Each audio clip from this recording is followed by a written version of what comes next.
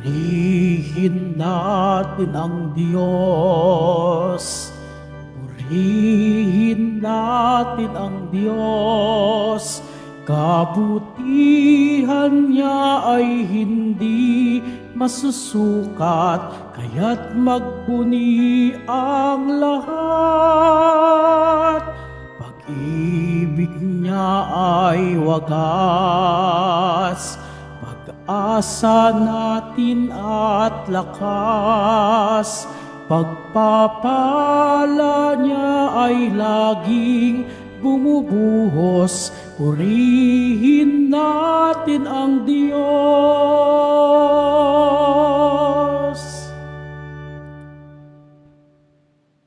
Sa ngalan ng Ama, ng Anak, ng Espiritu Santo.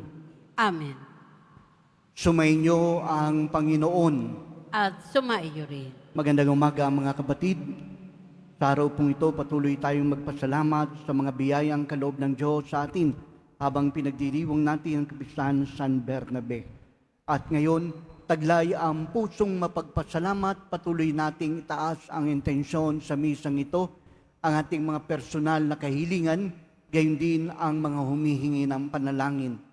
Taglay ang pusong mapagpasalamat, halina mga kapatid, aminin natin ang ating mga kasalanan at humingi ng kapatawaran. Inaamin ko Sa makapangyarihang Diyos at sa inyo mga kapatid, nalubha akong nagkasala sa isip, sa salita, sa gawa at sa aking pagkukulang. Kaya isinasamo ko sa mahal na Birheng Maria, sa lahat ng mga anghel at mga banal, at sa inyo mga kapatid, na ako'y panalangin sa Panginoong ating Diyos. kawan tayo ng makapangyarihang Diyos, patawarin tayo sa ating mga kasalanan at patnubayan tayo sa buhay na walang hanggan. Amen. Manalangin tayo. Ama naming makapangyarihan, si San Bernabeng Puspos ng Espiritu Santo at pananampalatayang matibay ay sinabi mong ibukod upang gampanan ang pag-akit sa mga bansa.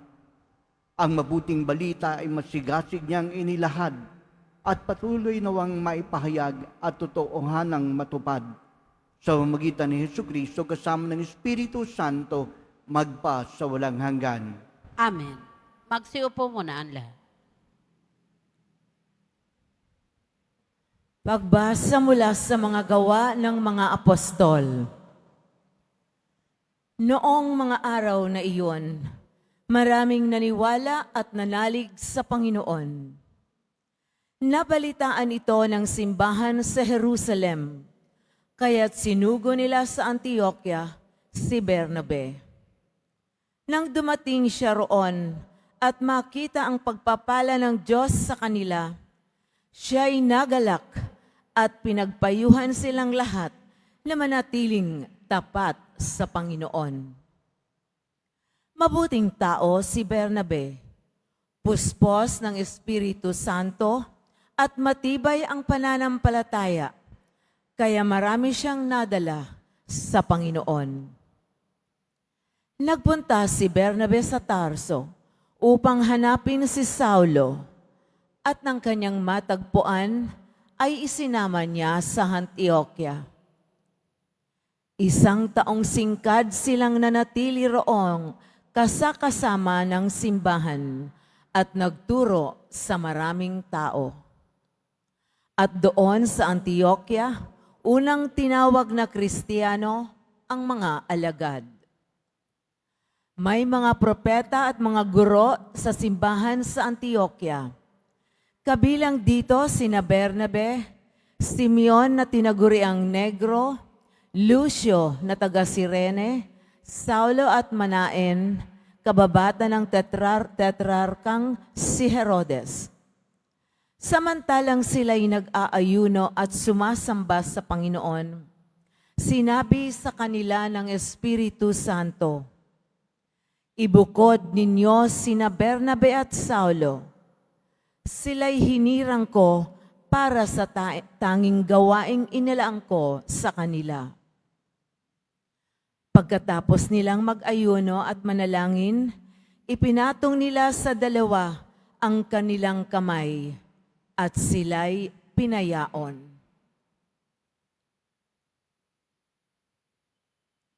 Ang salita ng Diyos. Salamat sa Diyos. Panginoong nagliligtas sa tanang bansay na hayag. Panginoong nagliligtas sa tanang bansay na hayag. Umawit ng bagong awit at sa poon ay ialay, pagkat yaong ginawa niya ay kahangahangang tunay. Sa sariling lakas niya at taglay na kabanalan, walang hirap na natamo, yaong hangad na tagumpay. Panginoong nagliligtas sa tanang bansay na hayag. Ang tagumpay niyang ito, siya na rin ang naghayag. Sa harap ng mga bansay, nahayag ang pagliligtas.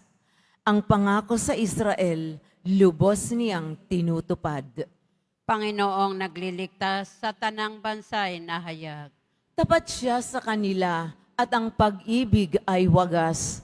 Ang tagumpay ng ating Diyos, kahit saan ay namalas. Magkaingay na may galak, yaong lahat sa daigdig. Ang poon ay buong galak, napurihin sa pag-awit. Panginoong nagliligtas sa tanang bansay na hayag. Sa saliw ng mga lira, iparinig yaong tugtog, at ang poon ay purihin ng tugtuging maalindog.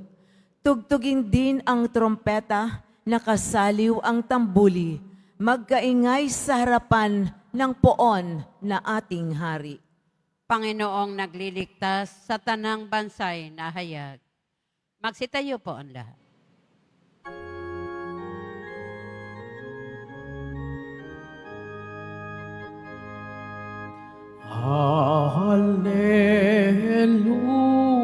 Hallelujah, Hallelujah, Hallelujah, Hallelujah.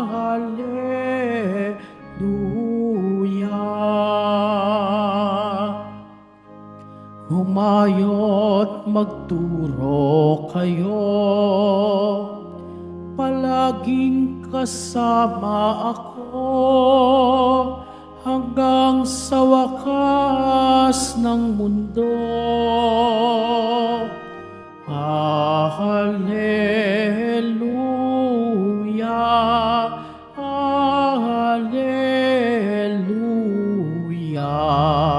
Hallelujah, Hallelujah.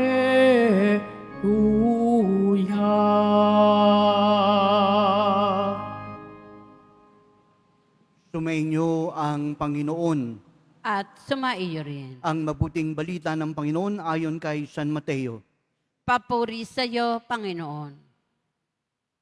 Nung panahong yun, sinabi ni Jesus sa kanyang mga apostol, "Humakayo kayo at ipangaral ninyo na malapit na maghari ang Diyos. Pagalingin ninyo ang mga may sakit at buhayin ang mga patay.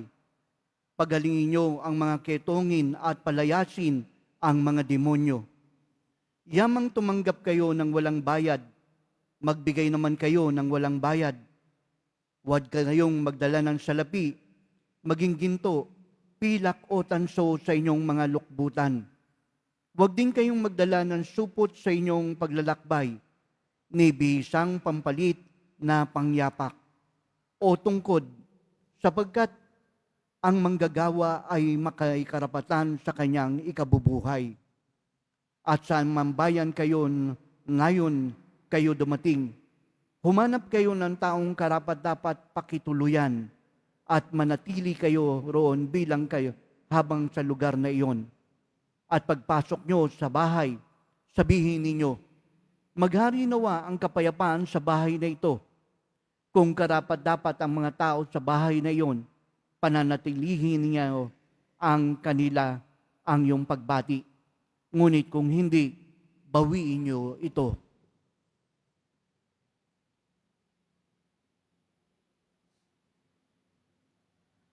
Mga kapatid, ang mabuting balita ng Panginoon. Pinupuri ka namin, Panginoong Heso Kristo. Magsiupo muna ang lahat. Magandang umaga po sa ating lahat, mga kapatid. Mayroon pong tatlong bahagi ang ginagawa ng Panginoon o sa tinatawag nating misyon. Ang una ay ang tinatawag nating pagpapahayag ng mabuting balita. Ikalawa, ang pagpapagaling sa mga may sakit. At ikatlo, ang pagpapalayas ng masamang spirito. Ito po yung tatlong ginagawa at pinapahayag sa pamamagitan ng pagganap ng misyon na ipinagkaloob din po sa ating lahat. Bilang mga binyagan, tayo po ay inaanyayahan at tayo po ay binigyan ng tinatawag nating responsibility na ipahayag ang mabuting balita at pagalingin ang mga may sakit, gayon din naman ang pagpapalayas ng masamang spirito. Siguro tinatanong niyo po sa akin, Father, trabaho niyo lamang po yan, pari kayo eh. Kayo po yung pwedeng magpahayag ng mabuting balita. Ngunit sa pagkakataon pong ito, bilang mga binyagan, tayo pong lahat ay dapat magpahayag ng mabuting balita. Nangangahulugan, hindi lamang po ako bilang isang pari ang pwedeng magpahayag ng mabuting balita, kundi tayo pong lahat. Hindi po inaasahan lamang ito sa mga taong simbahan, kundi inaasahan po ito sa bawat isa sa atin. Kung natatandaan niyo po, tayo po raw kahapon ang sabi, ikaw ang asin at ilaw ng sanlibutan. Makikita po natin ang pagpapalasa ng ating pong pananampalataya kung ang ating pong pananampalataya ay ating isinasabuhay. Nangangahulugan, tayo po rin ay ang ilaw ng sanlibutan. Kailangan tayong magdingning sa gitna ng kadiliman. Papaano to? Sa pamamagitan po ng ating testimony. Kung papaano natin isinasabuhay ang pananampalatayang ito. Kahit naman po si Amang Francisco ng Assisi, ang sabi niya po ay ito, kung ikaw ay magpapahayag ng mabuting balita, gumamit ka lamang kung kinakailangan ng salita. Ngunit dapat mong gamitin ang iyong mga gawa. Mga kapatid, malinaw po na ang testimony po ay hindi po ang pagsasalita at pagpapahayag ng mabuting balita, kundi ang pagsasalarawan sa mabuting gawa kung ano ang laman ng ating pananampalataya. Sa mga katuwid, mga kapatid, hindi po pala lamang sa salita na ipapahayag ang tinatawag nating mabuting balita. Kaya kahit po si Saint Anthony na magdiriwang po ng kanyang kapistahan, ano po ang sabi niya? Actions speak louder than words. Kaya dito pinakikita po ng ating pong testimony, ang ating pong witnessing, ang siyang pinaka-powerful way of evangelization. Kung ganoon, mga kapatid, ito ang isa sa ating misyon. Ikalawa ang tinatawag nating pagpapagaling. Siguro iniisip natin, ang pwede lang magpagaling, mga doktor. Pero sa pagkakataon pong ito, meron po tayong kakayanang magpagaling. At ito po yung maranasan ng mga taong nanghihina, mga taong nalulungkot, mga taong nawalan na ng problema. Ito po yung spiritual sickness na pwede po nating pagalingin. Maaring hindi physical, ngunit sa pamamagitan ng ating pagpapahayag ng ating pagmamahal sa mga taong ito, gagaling sila. Bakit? Dahil mararamdaman po nila ang presensya ng Diyos. Makikita po nila sa pamamagitan ng ating pong concern and love. Kaya ang unang mission po ng ating Panginoon ay ito, sinasabi sa atin ang commandment, love one another as I have loved you. Dito pinakikita po sa atin ang kakayanan nating magpahayag ng tinatawag ng batas ng pag-ibig. At ang batas ng pag-ibig na ito ay nagsisiwalat ng kagalingang pwede nating ibahagi. Kapag may concern ka na po sa iba, kapag nagmamahal ka na po sa iba, ang dulot po nito ay kagalingan na masigit pa sa kagalingang pisikal ang pwede nating maiparamdam sa ating kapwa. Ikatlo, ang tinatawag nating pagpapalayas ng masamang spirito. Father, kahit nga po sa simbahan, may tinatawag tayong mga exorcist. At yung mga exorcist lamang po ang pwede pong magpalayas ng masamang spirito. Tayo pong hindi binigyan ng authority or faculty para magpalayas ng masamang spirito. Aba, delikado po ito. Kung tayo mismo ay hindi binigyan ng karapatan na magpalayas ng masamang spirito. Kung ganun, ano po ang pwede po natin gawin? Mga tatay, mga nanay, you have the authority inside your home. Sa pamamagitan ng pagkilala na kapangyarihang ibinigay ng Diyos sa inyo bilang ama ng tahanan, bilang ina ng tahanan, mapapalayas nyo po ang masamang spirito dahil kayo'y pinagkalooban ng Diyos ng kapangyarihan at authority na palayasin ang masamang spirito. Alam niyo po mga kapatid, sa tahanan po natin, meron pong mga demonyo Sa tahanan po natin, may mga masasamang spirito. Paano natin palalayasin to? Ipakita mo po ang pagsasabuhay mo bilang isang ama, bilang isang ina, nang sa gayon manindigan ka at ipakita mo na ang pinanghahawakan mo walang iba kung hindi ang kapangyarihan ng Diyos. At kapag nakita po ito ng masamang spirito, I assure you, lalaya sila dahil ikaw ang may kapangyarihan, pinatawan ng Panginoon at pinagkalooban upang umalis ang masamang spirito. Kung gano'n, hindi mo halos kinakailangan ng exorcist. Bakit? If you just live according to your faith, kung atin lamang pong isasabuhay ang pananampalatayang ibinigay ng Diyos sa atin. And in the end, kung tayo po ay makaka-encounter ng mga missionaries, kung tayo po ay makakakita ng mga taong naglilingkod sa simbahan tulad ng mga hinirang para sa tinatawag nating gampanin ng gantong gawain, take the opportunity, help them, support them, dahil ito po ay isang misyon na ipinapahayag natin ang mabuting balita. Amen. Magsitayo na po.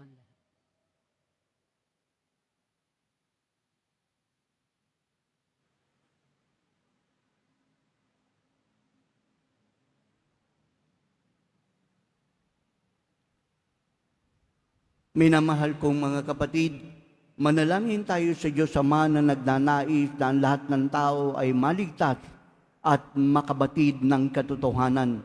Ating tutugon, maghari ka nawa sa amin, O Panginoon. Maghari ka nawa sa amin, O Panginoon.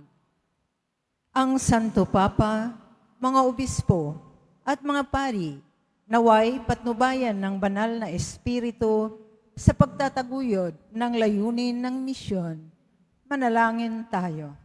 Maghari ka nawa sa amin, O Panginoon. Ang mga misyonero, naway maipahayag si Kristo sa mundo sa pamamagitan ng kanilang paglilingkod na may kababaang loob na hindi nakabatay sa kanilang kapangyarihan o kabantugan.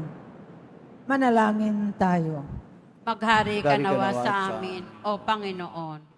Ang mga laikong mananampalataya, naway mapukaw ang kalooban sa pag-ibig sa Diyos at sa kapwa para sila ay makipagtulungan sa pagmimisyong gawain ng simbahan. Manalangin tayo. Maghari ka nawa sa amin, O Panginoon. Ang mga Kristiyano, naway makaunawa sa kanilang pananagutang palaganipin ng mabuting balita ng kaligtasan sa lahat ng tao. Manalangin tayo. Maghari ka nawa sa amin, O Panginoon. Ang mga kabataang lalaki at babae, naway magkaroon ng tapang na tumugon sa panawagan ni Kristo at makibahagi sa mga gawaing pangmisyon. Manalangin tayo. Maghari ka nawa sa amin, O Panginoon. Ama naming Diyos, Kalooban mo na may pahayag at may tatag ang iyong kaharian sa lahat ng dako. Sa pamamagitan ni San Barnabas, marapatin mong maging mabunga ang aming pagsisikap at mapalaganap ang iyong kaharian. Inihiling namin ito sa pamamagitan ni Kristo, aming Panginoon. Amen. Magsiupo muna.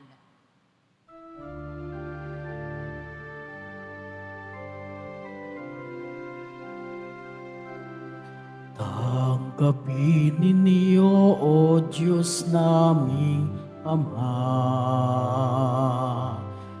nakayanan naming alay sa inyo.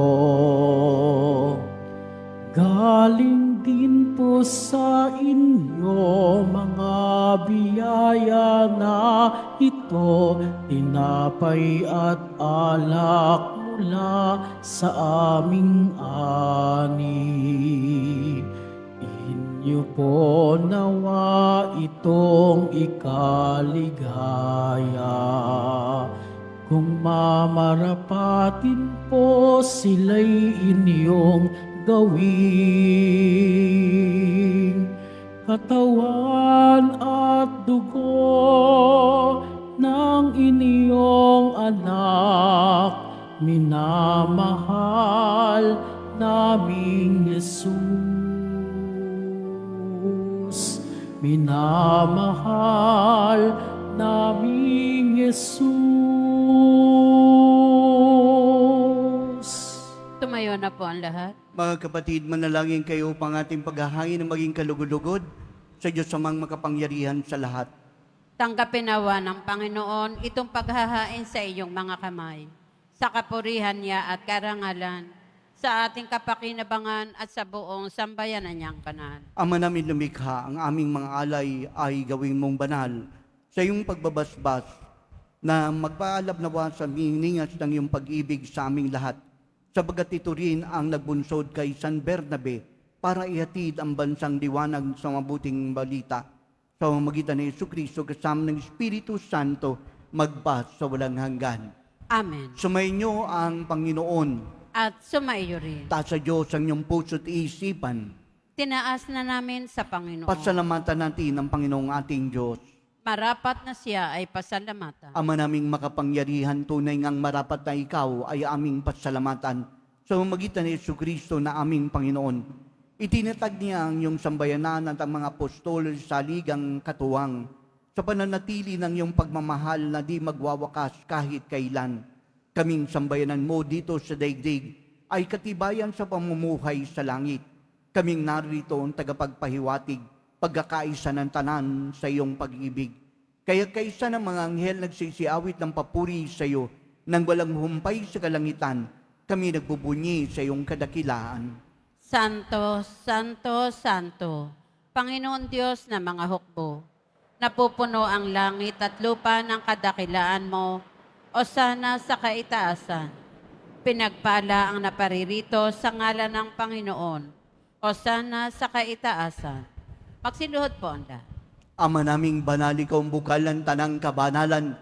Kahit sa magitan ng iyong Espiritu, gawin mong banal ang mga kaloob na ito upang para sa amin maging katawan at dugo ng aming Panginoong Hesu Kristo.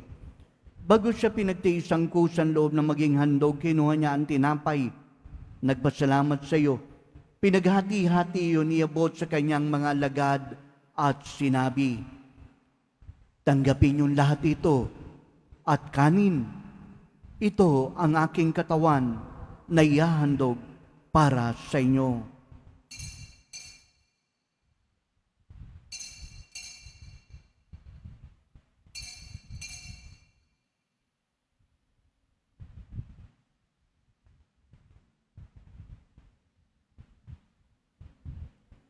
Ganon din naman nung matapos ang hapunan, kinuha niya ang kalis. Muling nagpasalamat sa iyo. Inibot ang kalis sa kanyang mga alagad at sinabi, tanggapin yung lahat ito at inumin. Itong kalis ng aking dugo, ng bago't walang hanggan tipan. Ang aking dugo na ibubuhos para sa inyo at para sa lahat sa pagpapatawad ng mga kasalanan. Gawin niyo ito sa pag-alaala sa akin.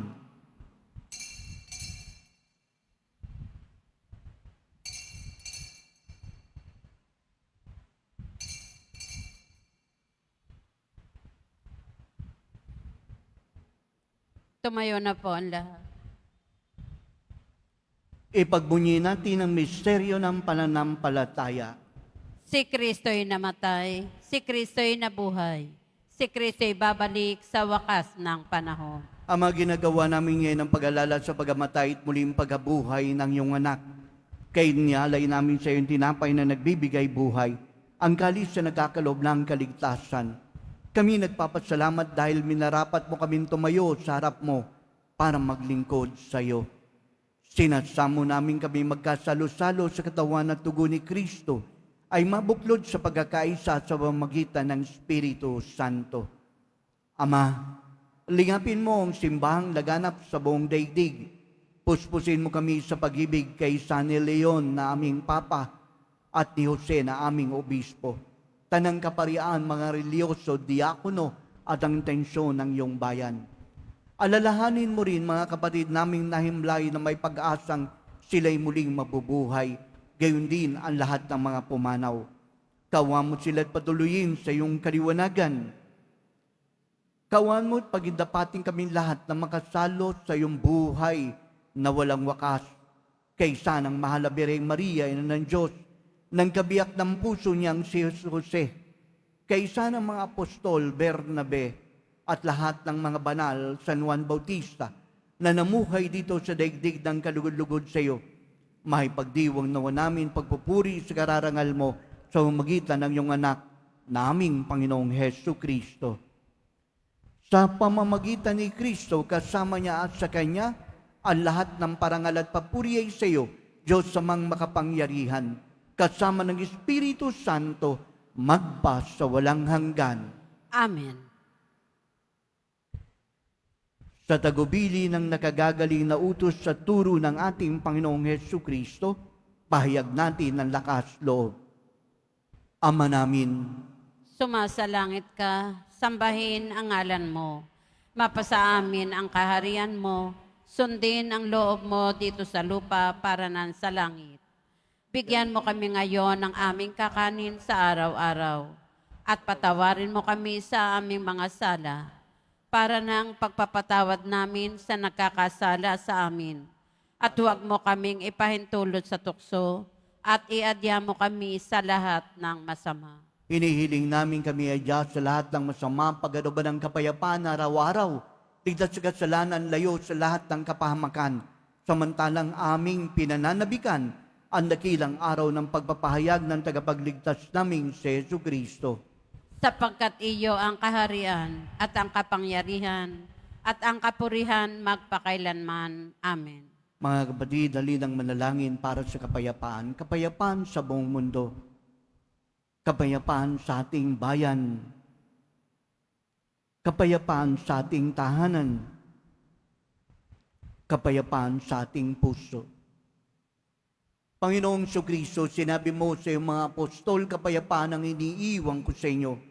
Ang aking kapayapaan ang ibinibigay ko sa inyo. Tungayan mo ng aming pananampalataya at huwag ang aming mga pagkakasala.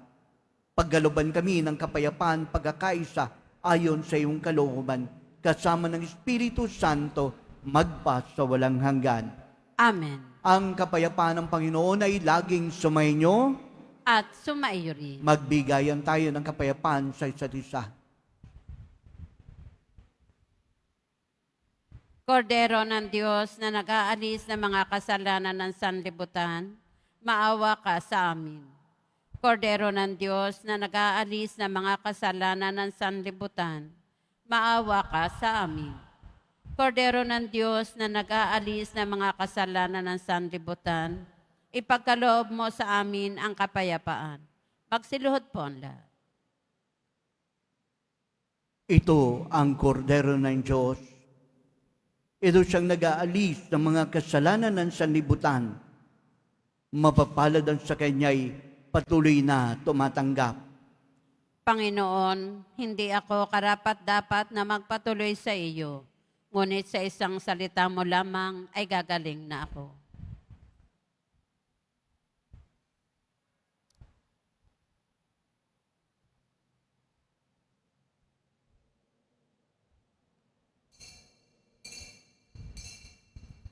para sa lahat ng tatanggap ng banal na komunyon?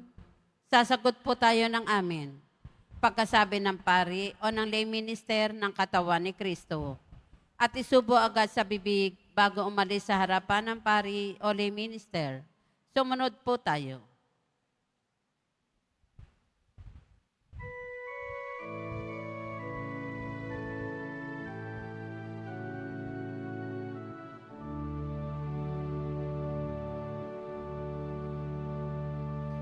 Sa tuwing ika'y namamalas, o aking Jesus,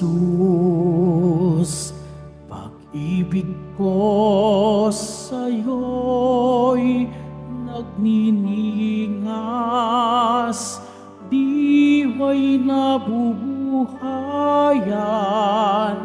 aking nababatid, pag-ibig mong lubos, pagtatangi mo sa akin bilang iyong kaibigan. Bagamat kapisan nito ang iyong panawagan, nalimutin ang sarili, buong layang magdusa, yaring sakit, anong tamis o kay gaan, pagkat ito'y landas tungo sa iyong kaharian. O Jesus kong minamahal, pagkain ka't inumin ng napapagal, pagdurusaman ang iyong kalis, kapanatilihan may kubli. Ang aking nais, makapiling ka sa bawat saglit.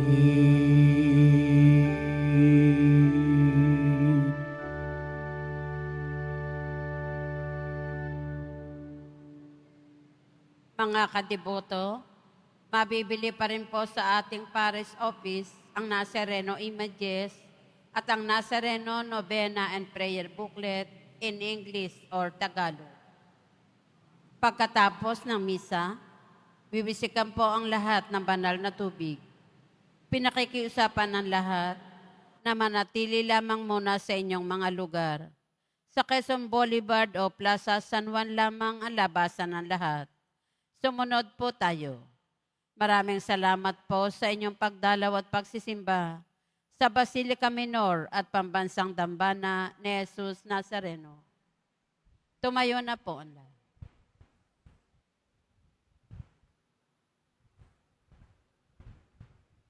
Manalangin tayo. Ama naming mapagmahal, kaming tumanggap sa banal na pakikinabang ay nakikiusap sa iyo na ang aming pinagsaluhan sa pagunita sa Apostol San Bernabe ay maganap ng hayagan sa aming buhay. Sa pamamagitan ni Jesucristo kasama ng Espiritu Santo, magpa sa walang hanggan. Amen. Sumainyo ang Panginoon. At sumaiyo rin. Iyo ko ang iyong ulo para sa pagbabasbas ng Poong Jesus Nazareno. Mahal na Poong Jesus Nazareno, inihayag mo sa pamamagitan ng krus ang walang maliw na pag-ibig ng Diyos sa sangkatauhan.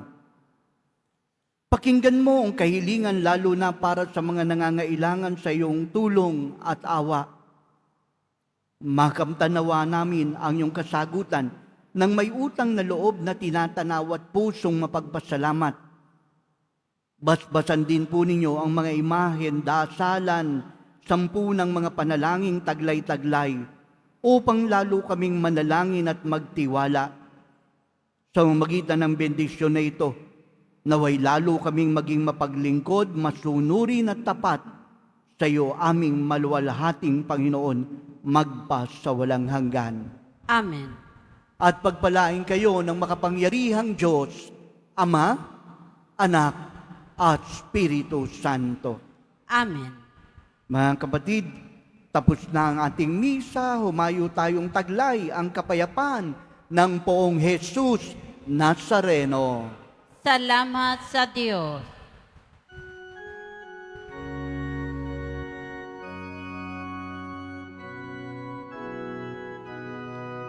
Nuestro Padre Jesus Nazareno, sinasamba ka namin,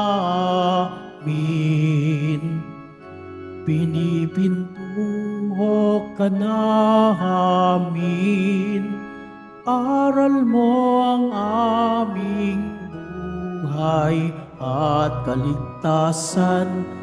Nuestro Padre Jesus Nazareno, iligtas mo kami sa kasalanan.